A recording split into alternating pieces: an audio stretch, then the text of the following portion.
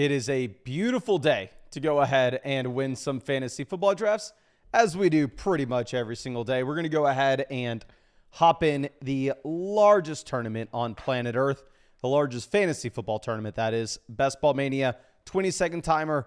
I only have 100 of these drafts I can do left, so we need to make sure every single one of these counts. Like, I was in the FSC guys live stream earlier, and I was like, ooh, they're streaming BBM drafts. I really want to get in here. I had the itch. I was like, nah, I gotta save them for the people on the live stream. I got to make sure that we have enough for y'all. But there is a spot open in this if anybody wants to join with us here. But thank you, ladies and gentlemen, for coming out. Hopefully I did not disappoint y'all with that intro, but let's go ahead. SZ says, any rattlesnake bites? No, but I may or may not have an interesting story from the beach for y'all. Went surfing for the first time, and we'll talk about that a little later in this live stream. But first, let's talk about our early round draft strategy. I'll tell y'all my surfing story, which was a complete and utter debacle when we get to the point of the drafts where we have some bums going off the board. But can't do that while we have the exciting players still available for us. Pick 8, maybe, just maybe something's exciting and we get like Jahmyr Gibbs falling. If not, you're going to be in the range where it's like, okay, well, do you want to take the rookie Genty? Do you want to go with the ultimate upside with CMC? Do you want to play it safe and just take a wide receiver? Now, I will say, if I get like a Jahmyr Gibbs falling to us outside the top 6, I'm going to go ahead and auto pick him. But outside of that, it's kind of like a spot where you can go any direction you want. Again, everybody, please spam the chat. If we're sitting here at pick 8 and our options are going to be Puka, St. Brown, Neighbors, Genty, and CMC, what direction would you go with? So I am interested. But Matt is in this draft with us at 11, and this is going to be interesting. Let's go ahead. And surfing was very fun, to be honest. Looks like we got some people wanting Neighbors. I'm assuming that Jeep guy would want Neighbors as well. We got an Amon-Ra St. Brown vote, YOLO CMC. We don't have too many people saying CMC or Genty here at 8, which is interesting. It looks like the majority of people are wanting a wide receiver with either Amon-Ra St. Brown or Malik Neighbors. So we will probably go ahead and do just that. Nick says Mason just got done with the Best Ball Mania where I started Neighbors and Genty. That is ridiculous. The only time that, like, the furthest I've ever had Genty fall to me where I was able to draft him is in a big dog draft at the 1-2 turn, picks 12 and 13. I was able to go ahead and take the combination of Genty and CMC. If I would have got CeeDee Lamb here at pick 8, I would have done a backflip. I will be boring here. We're going to go ahead. We'll take a wide receiver. I've drafted more Amon-Ra St. Brown than Malik Neighbors so far, but we'll mix them in. I think you can kind of go back and forth. I know some people are wanting CMC, but CMC is also my second most drafted running back already. We've already been taking McCaffrey ahead of ADP for a while. So I don't necessarily know if we need to be forcing McCaffrey ourselves just because I've already taken so much of him. And of course, ladies and gentlemen, if you are frustrated that you're watching this as a video later and we are live streaming early, all I got to say is make sure you hit the bell next to the subscribe button, and YouTube will tell you when we're live so you can come out and join us whenever. I will try live streaming at 8 p.m. Eastern most days, but like I said, I'm on vacation. Y'all can tell I'm out at the studio, so it's getting a little bit off schedule. Now, in terms of what we're going to be looking at pick 17, we have the receivers with St. Brown, Nico, Brian Thomas going at the turn. All of those guys would have been absolute auto picks for me at 17. Same thing with McCaffrey as well as Ashton Genty. So here, let me know what you are wanting. Do you want Bowers or A.J. Brown? I'm fine with either guy. I know a lot of people like the Neighbors-Bowers pairing. I like A.J. Brown for the potential of getting Hurts in round 5. I'm going to go with Brown just because the first message I saw was Brown, but then after that we had Somebody wanting Jacobs, which is interesting. Fuji says, after the Niners updates, there are people taking CMC in the top 5 now, which I'm not going to fault anybody for wanting to go with CMC that highly. Again, CMC is already my second most drafted running back, so I feel like I don't need to play catch up on my McCaffrey exposure. But thank you for everybody hanging out with us. Brian is asking us, how do we pay attention to hundreds of leagues? So this is why I address this at the beginning of every live stream, just to make sure everybody knows what this is. These are best ball drafts. So what that means is it's not a regular fantasy football league where you're submitting your starting lineup every single week, you're making trades, and you're making waiver wire moves. We're going to draft this team, and then nothing's ever going to change with it. I have no weekly in-season management. At the end of every single week, Underdog's going to submit my highest starting lineup possible for me. Obviously, you can check in just like you would be able to with any other fantasy app and watch it happen live. But that means like if Malik Neighbors goes down in the first drive in week 3, and then I draft Jalen Tolbert in the last round here who randomly has a touchdown, Jalen Tolbert will actually slide into my starting lineup over Malik Neighbors at that point. So there's no time commitment at all during the season. So really all I do is pay attention to my Dynasty leagues and my main redraft league, the Flock League. And that's what I spend all my time on during this season. And during the off season, I practice for those main drafts, and I just have some fun with these additional best ball drafts. Water Cooler says, if I'm in a slow draft that I start in California and I continue it while visiting a state like Washington where Underdog isn't legal, can I keep drafting? Yeah, so as long as you enter into a contest in a state that has Underdog, which you can see the map here, you can finish that draft wherever. So I know like some Canadians who live in Ontario, like the FSC guys, when they come down to Texas, they'll enter in a bunch of slow drafts, and they'll keep doing the drafts over the next few weeks while they're in Ontario. But to enter into the tournament, you have to be in one of those states where Underdog does operate. And again, I will reiterate, Underdog's like completely regulated. So it's not like some shady offshore thing that you're going to be able to get away with a VPN. You're not getting away with a VPN on Underdog. You actually have to be where that, you have to be in that state that has Underdog to actually be able to enter into a draft. But we're going to go Chase Brown here, pick 32. A big reason why I like going wide receiver, and like going with Neighbors maybe over McCaffrey is just because I really like the running backs that we're going to have access to in round 3, like Chase Brown. I know we've looked at this 1,000 different times now, but realistically, Chase Brown could be a top 5 running back overall this next season based off the offense he plays in, based off the receiving workload that he's had.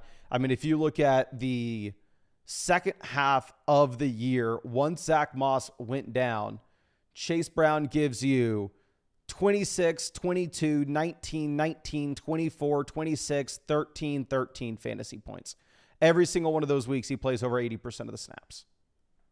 So I am 100% fine with taking Chase Brown there.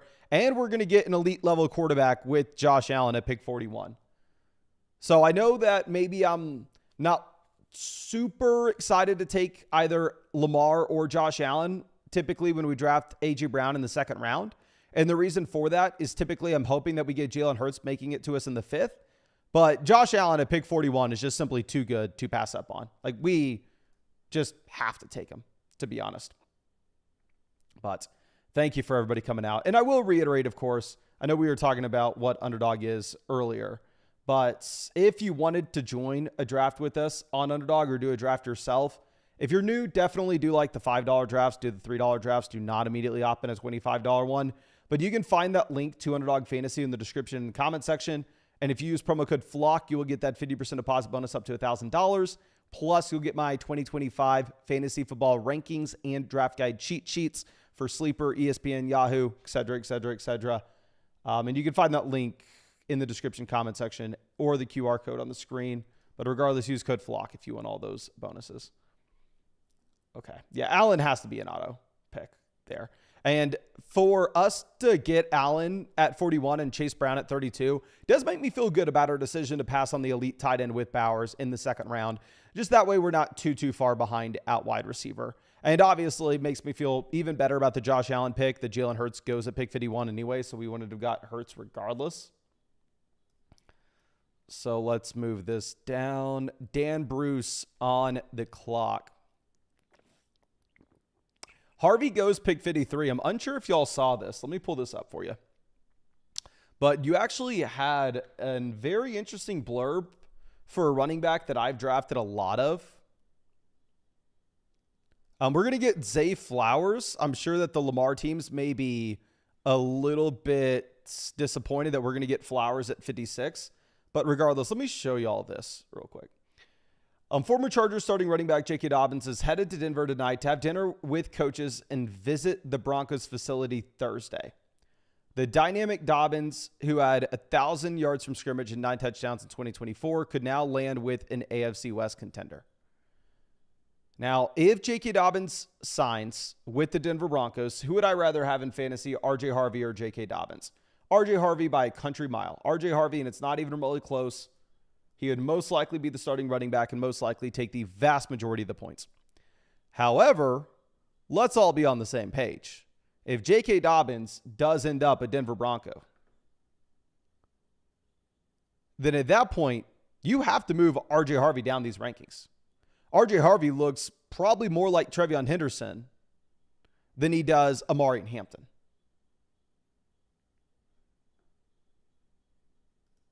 So I am probably not comfortable taking R.J. Harvey at pick 53 at this point, at least for me personally. If Harvey would have made it to us at like 65, I would have taken him. Like I said, I think he would be closer to Trevion Henderson. And the guy that I've drafted a lot, J.K. Dobbins, would move up draft boards quite a bit. At least I would hope so. Like I said, I've drafted a lot of this dude. Maybe I'm just giving y'all some pure copium, hopium, whatever the hell you want to call it. But if we go through and look at where Dobbins is getting drafted at the moment, J.K. Dobbins is getting drafted at the RB 58. He signs with Denver. I'd rather have him over Hunter, Giddens, Hill, Shipley, Wright, Dowdle, Roschon, Braylon Allen, Eckler. I think Dobbins would jump up to like RB 48 for me, which would be like 10 spots, the very minimum. So, yeah, I would be very happy as somebody who has not drafted a lot of RJ Harvey and has drafted a lot of J.K. Dobbins if Dobbins ended up a Denver Bronco. But I will be realistic at the same time. I see some people in the chat saying that they prefer Dobbins over Harvey in that scenario. And let's just be on the same page here, ladies and gentlemen. You definitely should not. You definitely should prefer Harvey over Dobbins. Parker says, just signed up for Underdog for the first time just to compete with Mr. Steeler Girl. Ooh.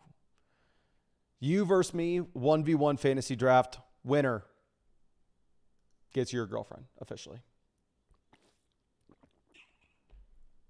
Let's see. Now let's move this back around. I think it's kind of obvious who we want here at pick 80. Brody asking why we didn't take a running back. They're solid running backs late in the draft on Underdog pretty much every time. So we're going to take Khalil Shakir. I'm not the biggest Shakir guy, but I've actually drafted more of him this year than I did last year.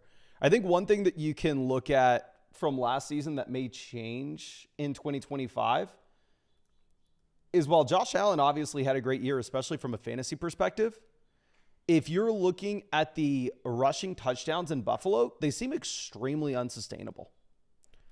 Like rushing TDs, team leaders. If we look at team rushing touchdowns per game in 2024, the top offenses were Philly at 1 at 1.9, and Buffalo tied with them at 1.9. However, if you go down to 2023, Buffalo's down at 1.3. So I think that there's a world in which we actually see more Josh Allen passing touchdowns and fewer overall rushing touchdowns for the combination of Josh Allen and James Cook this next season. Which, if that were to occur after Khalil Shakir proving that he can play a larger role and can see more targets, I think Shakir could have a better season this next year than he did last year.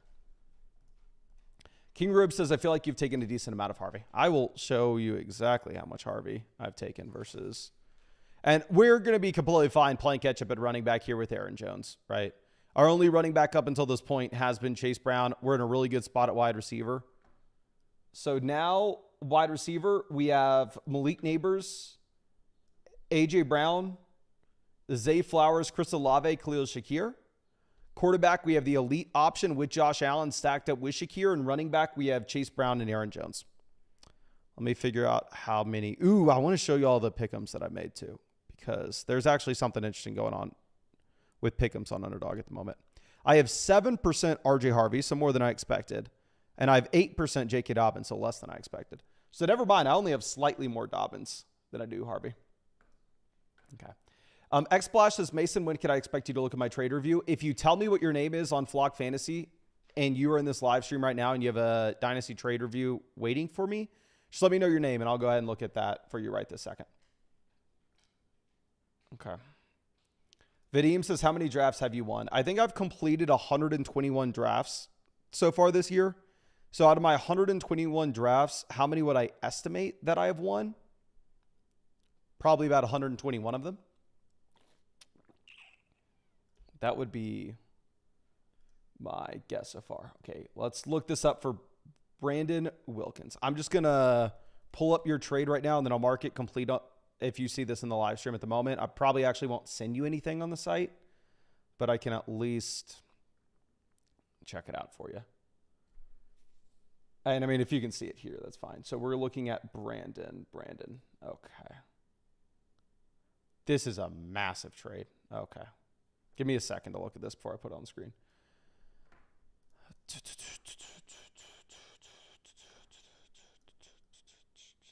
Okay, so looking at quarterback options, Baker falling a decent amount, but we don't have no potential sack. We're going to keep it stupid simple. We're just going to go ahead and continue to build around the thesis. What if Josh Allen throws more passing touchdowns this year?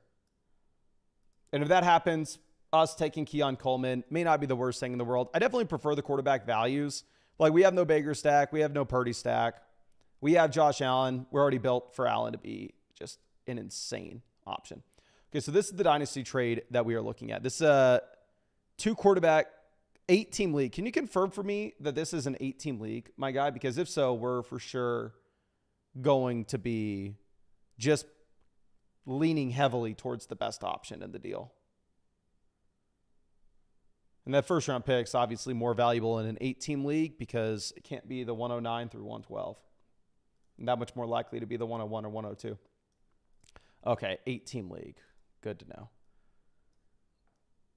So let me move this down real quick. We could go with an unstacked Fields, just get some rushing upside, and then be done at quarterback. What we'll probably do is we'll actually take a running back here with Najee. What will be interesting with this team is if we end up taking a total of 6 RBs. With our running backs so far being selected at 32, 89, and 113, I think we do have that option. So essentially, if we're looking at this 8-team league, this 2026 early to mid-first is much better than RJ Harvey or Tyler Warren. Because again, it has a 50% chance to be the 104 or higher, where this past year in your rookie draft, RJ Harvey and Tyler Warren were probably outside the top 8 picks. And then you get Fields, Pickens, the 3rd and 4ths don't matter too much. If this was like a 12-team format, I'm very easily going RJ Harvey and Tyler Warren. But with this being an 8-team league, Brandon, I would rather keep the first-round pick, to be honest. Unless you're extremely confident that it's going to be the 107 or the 108. Okay, so everybody is in on Team 1 in this draft. What is going on with Team 1? Team 1 has Chase, Jacobs, Rice, Kittle, Hampton. I like the Hampton 49 pick. Myers, Pearsall, Trey Harris. I hate the Trey Harris ADP. I know it's like a really cool thing to be on Trey Harris, but I'm not cool. We have Jordan Mason, 97, Herbert, 120 to pair up with Harris and Hampton. To be completely honest with you, I like my team more than Team 1. And y'all know a lot of times I would say that whenever the chat likes a team, I go, oh yeah, I like this team as well. This team is better than mine. I'm quick to admit when a team is better than mine. But I don't think Team 1's anything special, to be honest with you. Okay.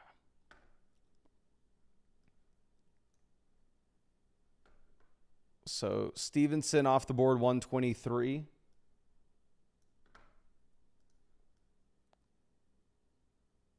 Hollywood goes 124. I have a couple different guys that I'd be excited to get here at 128. We got two of them staring at us. I'm assuming this team right ahead of us is going to go Dak. They had Lamb. We're going to take Loveland. I don't want to speak too much just because there are a couple other guys that I'm excited about possibly getting on the way back around. So we're going to keep the lips sealed. But I do really like the Loveland pick at 128 for our first tight end. Desire Best says, are we doing any puppy superflex? I did one when the contest first dropped.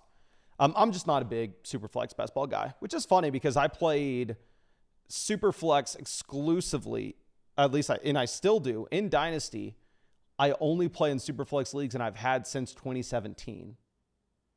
But I've never enjoyed redraft or best ball superflex. And also, I've gotten absolutely crushed every time I've entered into a superflex underdog draft. I'm just not good at it, to be honest. Maxwell says, the Hollywood ADP a little too high? No. I like the Hollywood ADP a lot more this year than I did last year. Although Hollywood was one of our screaming fades last season. But this year, in comparison to the other wide receivers he goes alongside, I think it's fair. If you compare him to like the tight ends and stuff, he probably looks like a bad pick, but that's just because I think in general, the tight end and quarterback values are much better where Hollywood goes. I think we just maybe continue to build out a full-blown onslaught for the Buffalo Bills offense here and have that one central theme of what if we have more passing volume and passing touchdowns in Buffalo than what we saw last season. Because again, I want to show this, but I'll just pull this up on the Flock site real quick. It'll be easier to do there. So if you're looking at Josh Allen, obviously last season, absolutely insane from a points per game perspective. You had no drop off whatsoever, where he was 23 points per game in 2023, 22.5 points per game in 2024. Over the past 5 seasons, he's been a top 3 quarterback in fantasy every single year. And that's from a per game perspective. If you're looking at from total points, because he always plays, he's even just QB1 or QB2. But a very interesting thing is look at the passing volume that you've had historically for Josh Allen, like 2020 through kind of like 2023 versus what we saw this past year. He only had 483 pass attempts for Josh Allen this past season. Whereas historically, you're anywhere from like 550 to 650. So it is a possibility, and you need to think about this somewhat whenever you're drafting like James Cook, Josh Allen, Keon Coleman, Khalil Shakir, Dalton Kincaid, that what if we have the passing volume go back to the historical norm in Buffalo? It's like the same thing with drafting the Chiefs guys. It's like, yeah, the Chiefs guys and the Buffalo pass catchers are probably too expensive realistically if you're trying to look at what they did last season. But you have to keep it as a possibility that both in Kansas City as well as Buffalo, the quarterbacks add on another 15 passing touchdowns and 100 pass attempts. Jalen Noel goes 150. Y'all better not do it. Y'all better not do it. You'll embarrass every single person in this draft if you do this. Favram. So obviously, I don't think Favram's in this live chat. I'm kind of joking. He did it. The guy did it. He gave me Best Ball Mania. So I know a lot of people are asking us, Mason, your draft was so good 2 days ago. Why are you even going to draft another team in Best Ball Mania? You clearly already won the $2 million. You clearly already won this tournament. Why draft another team? You already have this one on lock, which I saw your messages, and I understand the sentiment. But here's something you have to think about as well. While maybe I already have first place on lock, second place is $1 million. I wouldn't complain. Like, this $2 million is already in my bank account. I've already called my banker. I've said, hey, just give me a line of credit. Here's the team. I sent him the Best Ball Mania draft, and he went, oh, okay, yeah, you're good for it. So this is already in my bank account. But this is what our draft is currently shooting for at the moment, is that $1 million second place prize. And it looks like after y'all give me the big Q there, that is a very real possibility for us at this point. Now, I have no idea what the hell we're going to do through the rest of this draft in terms of quarterback.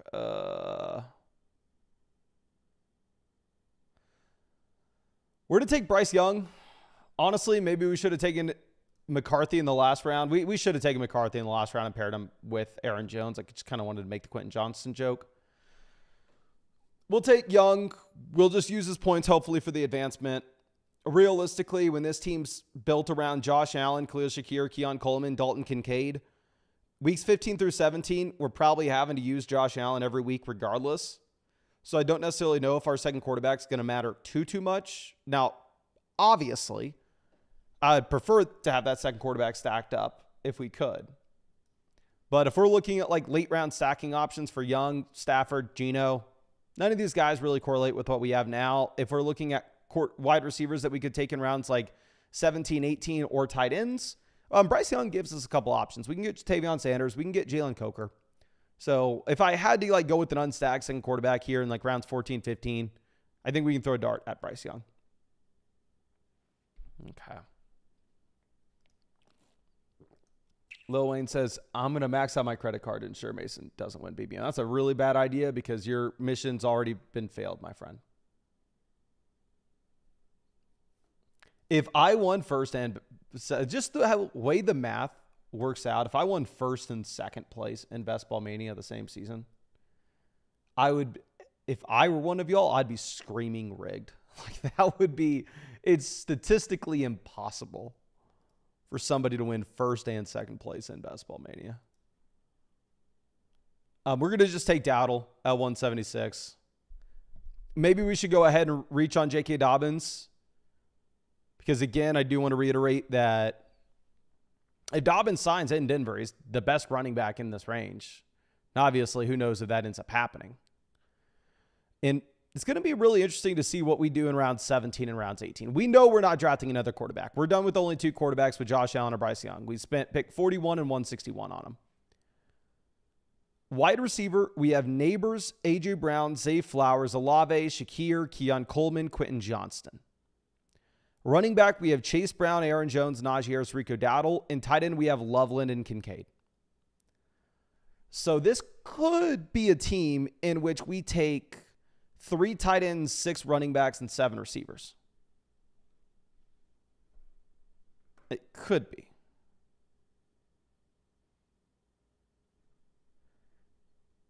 If we are going to, we know we need at least one more running back. No matter what, we need at least 5 RBs. And if I'm going to take a running back out of this group, I probably prefer Giddens. Really like the prospect profile. He probably gives us fewer usable weeks than like Justice Hill. But good rookie running back class in general. I think we probably want to be mixing in more rookie RBs when we can.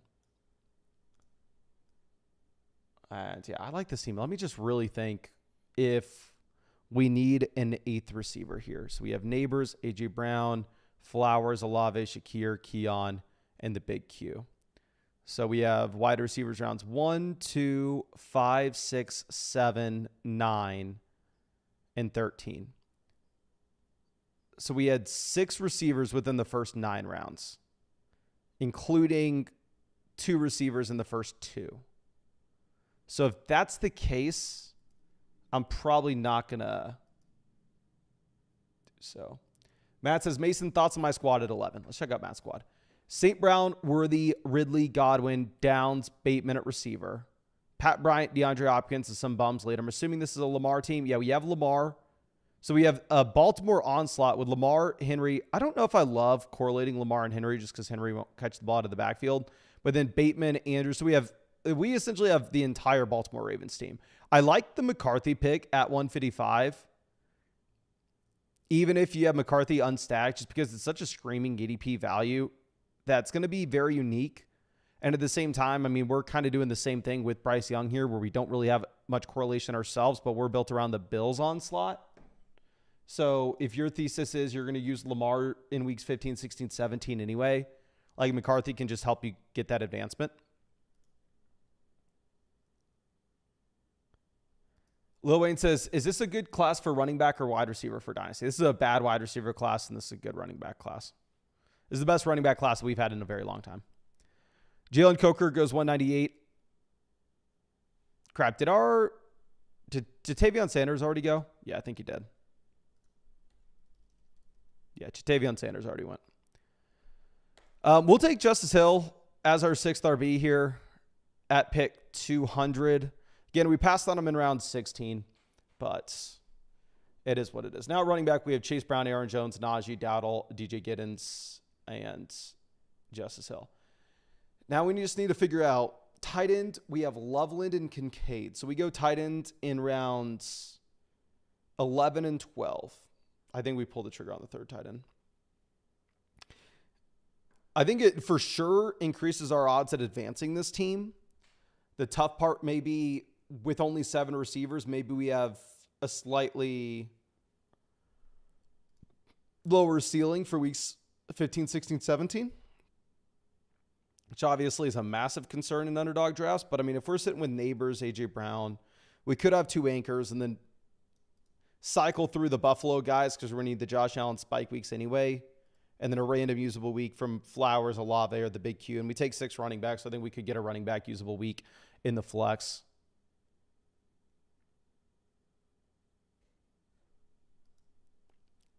Juwan Johnson goes 207. Ivan says, bad wide receiver class. It's mid at worst. Some great prospects. This is a much worse wide receiver class than what we've had in the past. We will take Theo Johnson. F it. Pair him up with Malik Neighbors and go, what if Jackson Dart can provide a decent passing environment in the second half of the season? But let me go ahead and hop us in a new draft, ladies and gentlemen. Let me see if this will recognize my location. We are in a new draft here. Perfect. And I will say as well, let me see real quick. What do we get? Pick 10. It is what it is. I mean, hell, we had pick 8 in the last draft, and I really liked it. So I'm not going to sit here and cry about having pick 10. Let me know if you got into this draft with us. And let me tell you all what happened freaking at the beach yesterday. So did not stream yesterday, which I apologize for. But like I said, on vacation, going to be a little bit spotty. And here's what happened. So I've never been surfing, ever. Brothers came. They're going to crew the race on Saturday. So we decided to go down, drive to La Jolla, which is like an hour and a half from here. We're kind of in the mountains east of San Diego for the race. We drove to La Jolla, which is an hour and a half right north of San Diego. We just got to the beach. We were like, okay, we're going to figure out something to do. There's a surf shop.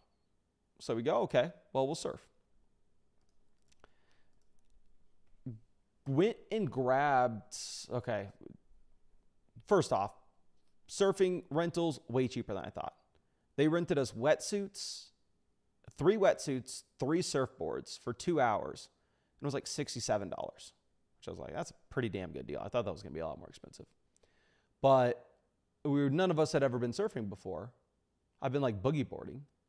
And I was like, oh, it'd be a good idea. My brother was like, oh, let's get videos of us doing it, sent to the rest of the fam. So I bought like one of those little waterproof camera things that go around your neck, like the little necklace waterproof camera, not camera, phone holders, so we can take videos. Then I'm on the surfboard like 30 minutes after surfing. My brother's like, oh, get a video of this, get a video of this. So I go to reach for it. It's gone. I've wiped out at one point. Like every single time you were wiping out, tumbling over, board flying. It's crazy. We're horrible at it, of course. And then I lost the phone in the ocean, which, as I tell the story, obviously it's the absolute dumbest thing I've ever done. Well, one of the dumbest. So we had to go get a new phone immediately after. So it took a little bit of time for us to get back here. And sadly, I missed the live stream because of it. But I would have hoped Gibbs fell to 10 as well. But once we're at pick 10, you can kind of assume that that's not going to happen. Do I take St. Brown or I'm going to go St. Brown. The reason for this is when you're doing enough of these drafts, especially every single day, you are going to see some trends. And one of the big trends that I'm seeing at the moment, especially I read all y'all's comments, right? And I can tell what a comment's like from somebody who plays fantasy football year round and really cares about this stuff from the time they wake up to the time they go to bed. And I can tell what a comment looks like from a normal person, from a person that's going to check in every once in a while and will start really caring about fantasy football in August and September. It's very easy to tell. And those people that are not going to start caring about fantasy football until August and September, obviously not like me. Since 2014, I've been in the former, where I just play fantasy football year round like a diehard. But the more so normal people, the well-adjusted people that are going to be playing fantasy mainly in August and September, their comments read along the lines of, why would I ever take a rookie in round one? Do you not remember what happened with Bijan Robinson? And I think once that happens with Genty, like once those people come in, I'm reading their comments right now about Genty. Genty's going to continue to slide. And I think Genty will end up having an ADP around pick 12, which I'm going to be completely fine taking him there. Like, don't get me wrong. I love the Ashton Genty value at 12. I think I can make an argument to take him on Ross St. Brown over him. A lot of this has to do with the fact that I loved our last draft and we started wide receiver, so might as well run it back. But we're going to get St. Brown and Brian Thomas here back to back. Benny says, was the phone relatively new? You may be able to file a claim through your credit. So I went to Verizon. I had insurance on it. So they were like, oh, if you give us $200, you can, it was like $230 or whatever. Like $230 deductible, then we'll pay off the previous phone and you can buy a new one, something along those lines. But I only owed like $300 something on the phone anyways. So if I would have gone through like the insurance stuff, I could have saved like $100, but I also wouldn't have had a phone for a couple days. I'm supposed to run 100 miles and I probably want my phone for that in 2 days. And I didn't want to stress over it. So I was like, I'll just pay the extra $100. Give me a new phone right now. Yeah, if Genty is on the clock at pick 12, I think he's an easy click. But I am for sure seeing that trend of Genty falling down these draft boards consistently. And for that reason, I'm fine taking Amon-Ra St. Brown ahead of him right now. Blaze says, Genty had an ADP of 12 in the big board. The rise to pick 8 was because he got drafted in the top 10. Like we knew he would when he was there at pick 12.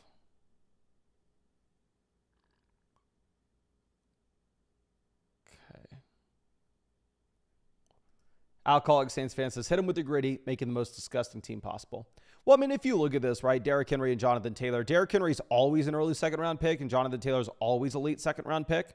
So while, yes, this start of Henry and Taylor may look a lot worse than what you're going to see with some of these other teams, at the same time, it's going to be a super unique build.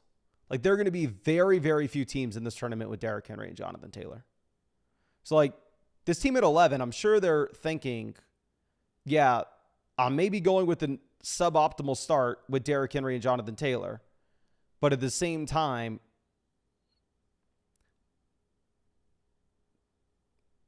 if in weeks 15 through 17, this is the RB1, this is the RB2, and nobody else has them on the same squad, he will have a super unique build. Okay. We are just going to take Xavier Worthy at 39, who I just recorded this video that will hopefully come out Thursday, at the very latest Thursday, we'll see, which would be tomorrow. So then, honestly, I'm probably not going to get it till Saturday. And I go through my top 5 most drafted wide receivers, and Xavier Worthy is my second most drafted. Second most drafted. Demonic Seller says, got Genty in a pug at 14 the other day. I was the only shield in the draft. That's what I'm telling you. I can kind of tell, like, I would say if you have a red shield on Underdog, and I include myself with this, okay? Don't get offended. If you have a red shield on Underdog, especially if you just joined Underdog this year or last year or the year before, but you haven't been on Underdog for like 5 years, you probably have a problem. You probably care about fantasy football way more than the drafters that are going to be drafting with us in August and September. So once those like non-shield, normal folk come in here, the normal people, I think we're going to see Genty continue to go down here, but we'll see. Unruly Drip says, how do I get a shield? You do if you want a red and white shield, you do 1,000 underdog drafts. Black and white, you do 500. Black and white, I'd say you don't have a problem. Black and white, you're just a cool dude. Shield means you've had a bunch of teams. The NFL guy says, watch Team 11 win. So my thing with Team 11 going Jameson Williams here at 38 is like once you go Derrick Henry, Jonathan Taylor, you already have such a unique builds that I think you can just kind of start taking best player available through the rest of this draft. Like, I can 100% justify, like, at the 11, at the turn, right? Either at the 2-3 turn or the 1-2 turn, reaching on some guys, having a suboptimal start if it's going to provide you with some uniqueness. But once you get that uniqueness, I don't think you want to keep reaching and continue to have a suboptimal build through start to finish. Or I'd rather probably not. Okay. PPR Tyler's is suing you for slander. I will inform the lawyer, my friend. I will inform him. I am going to be doing a draft with PPR Tyler sometime late June, sometime late this month. Don't remember the exact day. I think it was a Monday, which I'll definitely let y'all know when it gets closer. But let's move this over. Harvey goes at 53, so you're not getting any Harvey slide at all with the news of Dobbins potentially going to Denver. Yeah, Vinny and Kale are right next to each other in this draft. So I'm very happy that I'm on the other side of the board, to be honest. What's the Kenneth Walker blurb? On the field for OTAs? Not worth reading. I think the team at 12 may be on auto. Not exactly sure.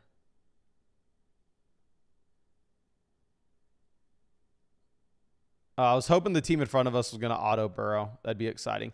We're going to take Kenneth Walker here. Hopefully the team at 60 ends up, if they are truly an auto draft, if they take Burrow here, that'd be awesome. As for me personally, I'm definitely not interested in Burrow with no Chase or Higgins, obviously.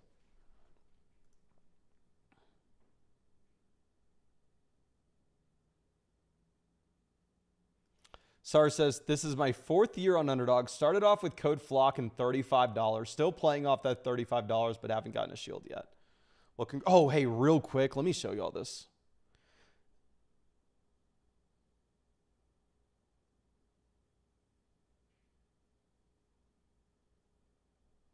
God dang, freaking Verizon. Now they got new phones. Text me random crap.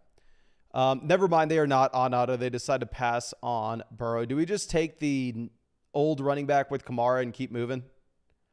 I think we are going to do it. I'm probably going to end up very much underweight on Rome Odunze, to be honest with y'all.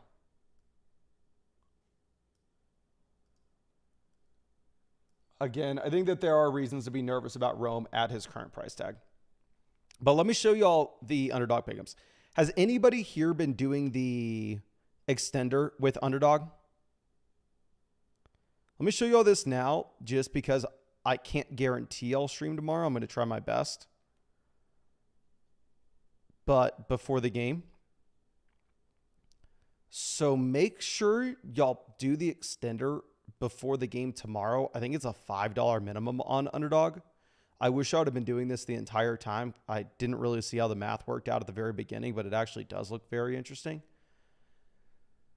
So the extender, how it's set up is with Underdog Pick'ems. If y'all ever look at them, which y'all know, usually I just pull them up whenever we have some pretty cool promos specifically,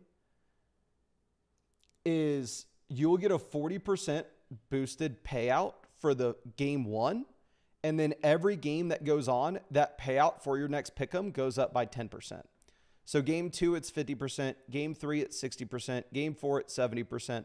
Up and up and up. I believe that's... Don't get super pissed at me if that's not the exact things. You can see it on the app.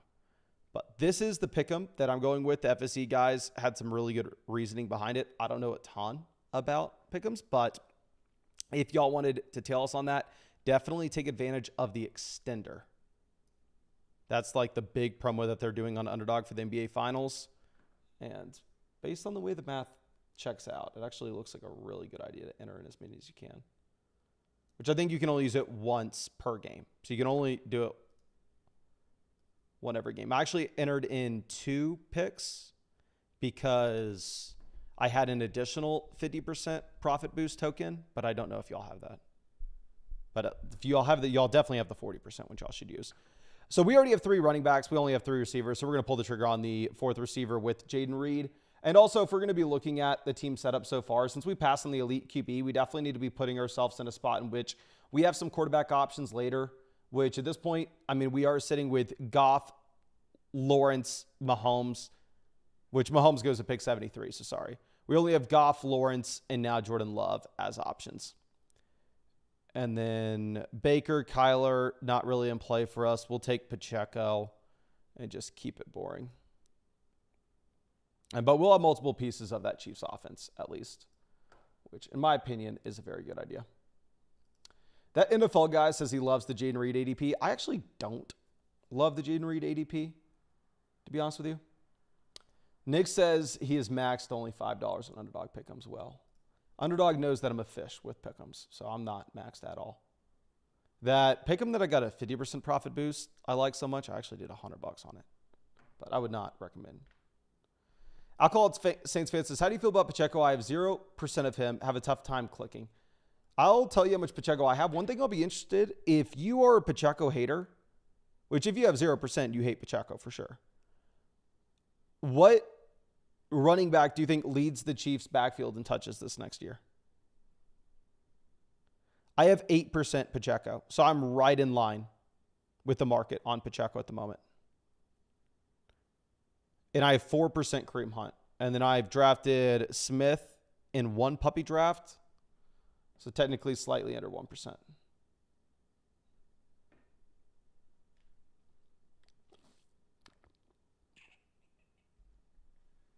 But yeah, if you hate Pacheco, who leads the backfield in touches?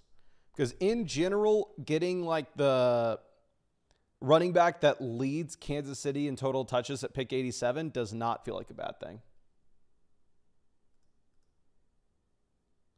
Alcoholic Saints fan seems like a committee. Yeah, the take with Pacheco that you have to have if you're drafting Pacheco in round 8 is that he was injured. If you think Pacheco was fully healthy all of last season, or at least near the end of last year, and you don't think anything lingered over, then Pacheco's an absolute horrible pick. Because Pacheco was straight up bad. Bad. He got outplayed by Kareem Hunt.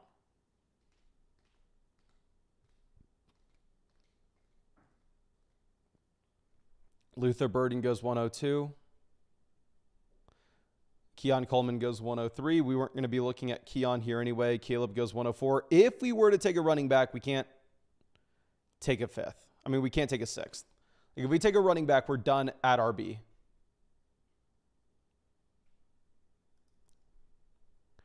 Ingram goes, we're going to take a rookie RB, and then we're going to be done at the position. And we're just quarterback, wide receiver, tight end. Which I've drafted very little Cam Scattaboo. I don't like it. I mean, if you look at, I actually said this earlier, but I don't know if I'm just being too judgmental or whatever, but looking at Cam Scattaboo, I'm like, he rubs me the wrong way. Something about him. Don't know if it's the haircut. Don't know if it's the chains. But something about Scattaboo rubs me the wrong way. I'm going to take Goff here at 111. He was great in college. Behind Ginty, arguably the best college running back last season. Sam says it's because what he did to Texas. Honestly, it very easily could be because what he did to my Texas Longhorns. That game was brutal. Naeem says, reminds me of Mason if he played football. That is true, right? Like, Scattaboo does play the game of football how I play the game of basketball. We can all agree with that. I would say, like, if I was going to put on the pads, if I was going to suit up, those days are behind me, sadly. Trust me. Let me put this out. Denver, yes, please call J.K. Dobbins. I'm unavailable, all right? I would say I'd probably be a little shiftier. I'd be a little bit faster.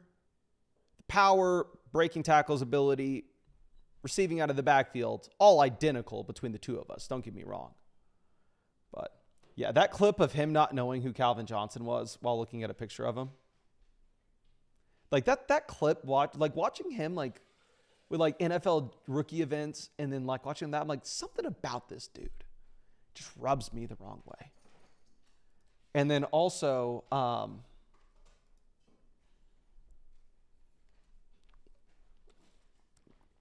don't know. Offense is bad. Day 3 pick. Henry asking us to do a big dog. How many spots are open for a big dog? Let's see. Probably will not be able to fill a big dog today, my friend. God dang, I just swallowed water down the wrong pipe.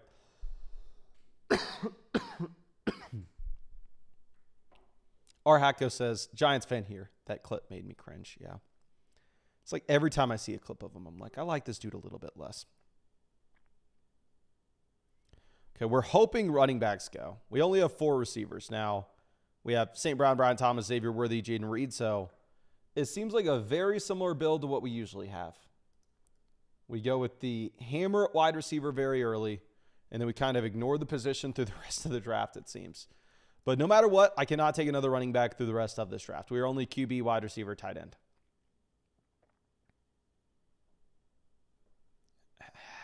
Damn it. I wanted Love on the way back around, but we're going to get Tyler Warren at 130. The rookie tight ends with both Loveland and Tyler Warren are guys I want to be targeting in every single draft, which feels like I'm maybe just chasing the Laporta, chasing the Bowers the Bowers points from their respective rookie seasons. Feels like maybe I'm just playing the fish here. But the price point of Tyler Warren versus like Hollywood Brown, I'm like, Tyler Warren can outscore Hollywood Brown. Goddard goes, we are going to take Lawrence to pair up with Brian Thomas. So while I've Goff paired up with St. Brown, we'll have Lawrence paired up with Brian Thomas. Probably will take a third quarterback. Preferably not until late, though.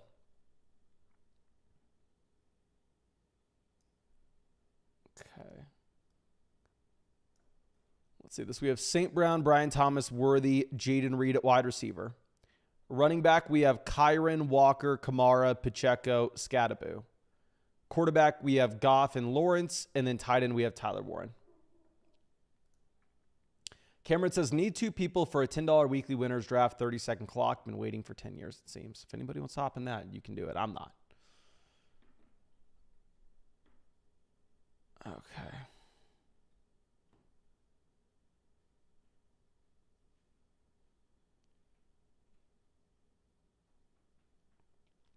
JMO says, I can draft, but I tried doing some picks last year in Michigan, and I couldn't. Yeah, so with Underdog, this map specifically tells you where you can draft, but not every state you can draft in. You can do the pick'ems. Like, I know I can in California and Texas, like where I've lived, but I don't think you can in like New York. I don't think you can in Michigan. I don't have a separate map for it because obviously I care about the drafts a lot more than pick'ems. Really, I only bring up the pick'ems when we have the really strong promos. Justin says, do you do any baseball? No, 0. Underdog baseball.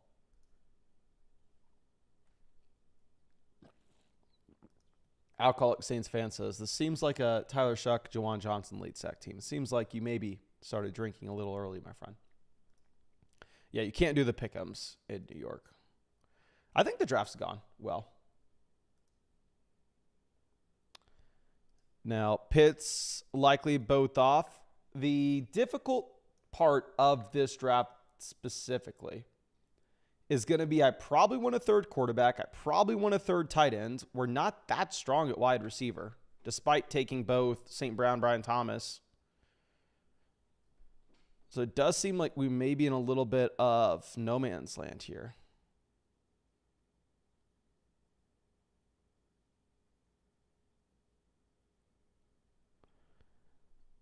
Between McMillan and Cedric Tillman, I don't really like either guys too much, but we definitely need to start at least bringing in some receivers, and we will take Cedric Tillman at 154. I prefer Tillman over McMillan for sure. We could go with Bryce Young and then look at later in this draft Jatavion Sanders and Jalen Coker, as we mentioned previously, but I think quarterbacks may be like one of our least important positions to look at this point. You think wide receiver and tight end may be higher priorities. So we could go Britton Strange, get the double stack with Brian Thomas, Strange, and Lawrence. We could go Romeo Dobbs, pair him up with Jaden Reed. Go, what if Matthew Golden's not great, or what if the passing volume is better than we expect in Green Bay? We're going to go with Britton Strange. I don't feel great about it. Specifically because I really want to take 3 tight ends on this team anyway. So I feel like if we want to do so, round 14, we probably should be going with the receiver. But now at wide receiver, we have St. Brown, Brian Thomas, Xavier Worthy, Jaden Reed, Cedric Tillman. Running back, we have Kyron, Walker, Kamara, Pacheco, Scadaboo. Quarterback, we have Goff paired up with St. Brown. We have Lawrence paired up with Brian Thomas and Britton Strange. And then tight end, we have Tyler Warren and Britton Strange. Yeah, Tillman was great for a tiny little stretch of games last season. And it's not like they bring in a bunch of target competition for him in the offseason.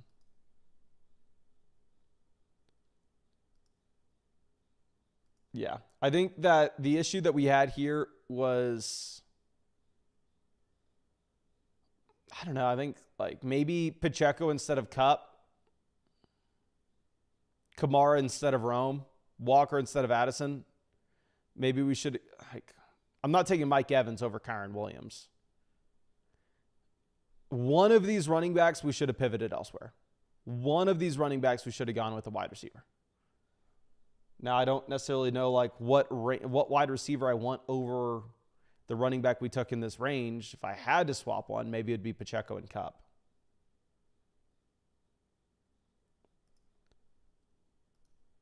Okay, let's move this over. So we have 4 rounds left. The very minimum, we need 2 more receivers. And we cannot go with another running back.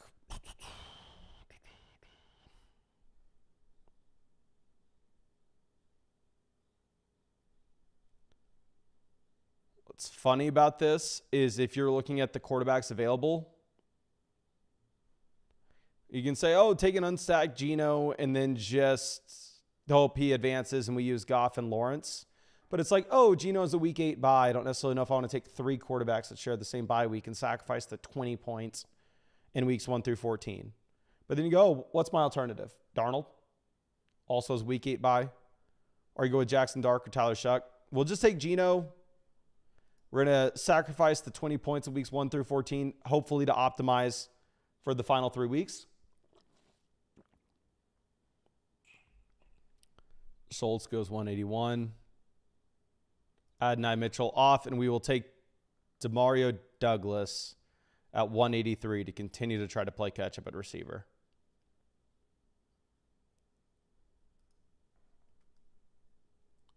And, of course, if you have not done so already, go down there, hit that like button. If we hit 250 likes on this stream, we will fire up another draft after this. Let's move this down. And, honestly, we may need to fire up another draft to just redeem ourselves from this last one. The issue is we just don't have enough points at receiver. Quarterback, we have a ton of points. Running back, we have a ton of points. If we take a third tight end, we'll have a ton of points. But receivers, St. Brown, Brian Thomas, Worthy, Reed, Tillman, Douglas, and one other. Like, I think we need to take 2 other names. It's going to be a team where we only draft 2 tight ends. And either Britton Strange or Tyler Warren are going to have to hit in a big-time way. Next up, 691 people watching. Smash that like button. I did not know there was nearly that many people out here. But yeah, if you are out here, hit that like button. Okay.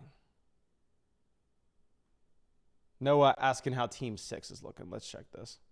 Team 6, Gibbs, Achane. Love the start. Do think you have to play catch-up at wide receiver in the middle rounds. We go with the Daniels double stack with Terry and Debo. Caleb, 78, but then continue to hammer in wide receivers. Drake May, 126. paired up with Hunter Henry later. I love your team.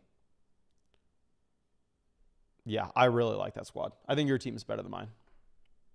For sure.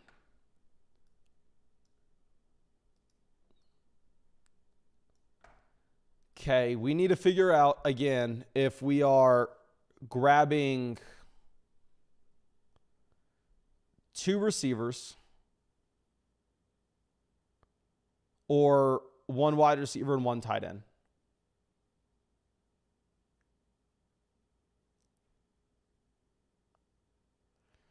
Dylan Sampson goes, we'll take Dontavian Wiggs, pair him up with Jaden Reed, go what if the passing volume increases in Green Bay? What if one of these guys with either Dobbs or Golden doesn't make the impacts people are expecting?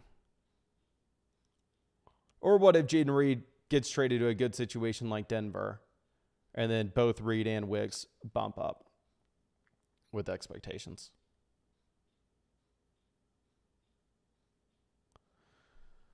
And yeah, wide receiver 4 being Reed, wide receiver 5 Tillman, 6 Douglas, 7 Wicks. It's just such a weak wide receiver core in the back half.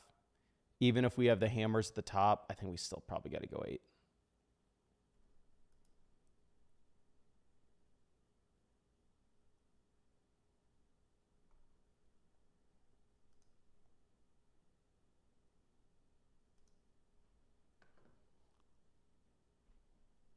Polk goes. Do we take Jatavion or Amari?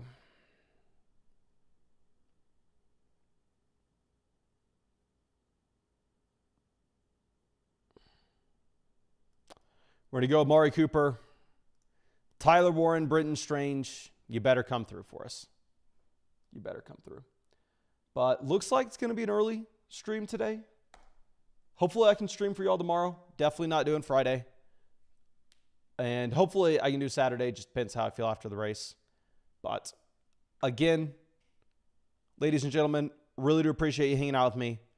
Really hope I was able to help you out in some way with this. And if you have any trade questions on flockfantasy.com for Dynasty Leagues, I'll definitely go ahead and look at those right now for you.